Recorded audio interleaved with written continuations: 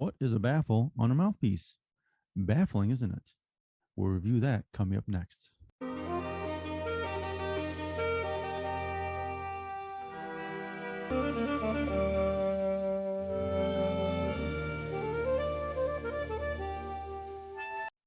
Welcome back to my channel. Today's episode is about the basic understanding of a mouthpiece baffle. So now we'll try to figure out how that works. First of all, a mouthpiece baffle, when properly designed, can help correct a player's tone. So let's get into that right now. What do baffles do in a mouthpiece? Baffles are one of the most important parts of a mouthpiece, and it starts right behind the tip rail. The tip rail is the mouthpiece's tip edge, as shown here.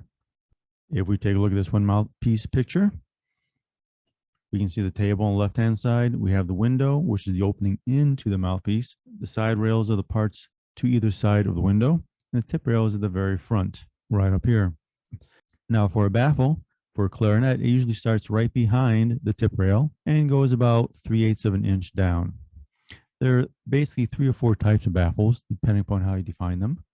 And we'll have videos of each of these types, which you can check out in the links at the end of this video when they're published. But there's 4 types of baffles. This chart will give you a quick review of those. We're not going to go over in detail. We're going to go over each one of them in a later episode. Basically 4 types. On the left-hand side, baffle type number 1 is low and concave. It usually gives like a tubby tone, slower response. Number 2 is convex or rollover baffle, where there's a slight rollover behind the tip rail, which allows basically faster response. Number 3 is a moderate baffle, which of course gives the best all-around response. Number 4, as I showed just a second ago, was an elongated step baffle.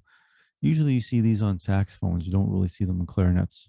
Anyways, in our next episode, we'll talk much more about baffles and each one individually. So look for episodes number 1 for baffles. I think 2 and 3 will probably be with each other, and then number 4 will be separate.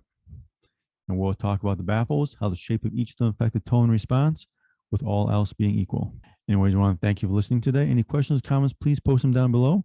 Don't forget to give a thumbs up, like, subscribe, and share. God love knowledge, God love life, God love mouthpieces and baffles. We'll see you next time.